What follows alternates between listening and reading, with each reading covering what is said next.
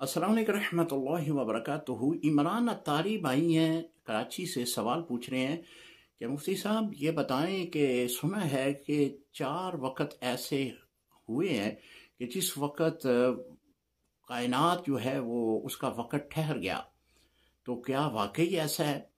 देखें, बुखारी शरीफ की एक हदीस मुबारक है कि यीशु बिन नून अलैहिस्सलाम के बारे में है कि उनके ज़माने में अल्लाह ताला ने वक़्त को ठहरा दिया था, यानी वक़्त रुक गया था।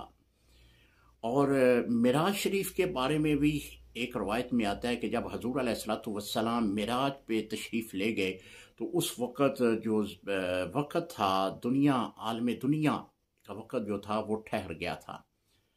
और बाज़ लोग ये कहते हैं कि जी हज़रत सैयदा पाक सैयदा कायनात हज़रत फ़ातिमा रज़ी अल्लाह ताला अन्हा के सर मुबारक से दुपट्टा हटा तो वक़्त ठहर गया। जी बिल्कुल ऐसी कोई रवायत नहीं है, किसी ने मनगढ़ंत बनाई है। दूसरी ये भी बयान किया जाता है कि हज़रत सैयदना बिलाल रज़ी अल्लाह ताला अन्हु ने अज़ान नहीं दी थी तो वक़्त ठहर गया था। ये भी बिल्कुल गलत रवायत है।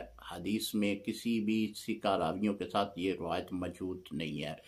तीसरा जो वक़्त ठहरने का बताया जाता है ना, वो एक रवायत है सैयदना अली रज़ी अल्लाह ताला अन्हु के बारे में कि आपकी जब नमाज कज़ा हुई थी तो हुज़ूर अलैहिस्सलातु वस्सलाम की बारगाह में अर्ज़ की कि या रसूल अल्लाह मेरी तो नमाज कज़ा हो गई। तो हुज़ूर अलैहिस्सलातु वस्सलाम ने फरमाया कि ए अली, नमाज कज़ा पढ़नी है या अदा पढ़नी है? अर्ज़ की कि या रसूल अल्लाह ज़िंदगी भर में मैंने कज़ा नमाज कोई नहीं अदा की, मैंने अदा अपने सही वक़्त में ही अदा की हैं।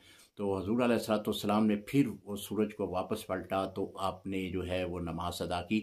ये रवायत है कि उस वक़्त भी वक़्त जो है वो ठहर गया था। बाकी 2 रवायतें जो मैंने बयान की हैं वो मनगढ़ंत हैं, उनके साथ कोई हकीकत के साथ उसका कोई तल्लुक़ नहीं है। अस्सलामु अलैकुम रहमतुल्लाहि व बरकातहू।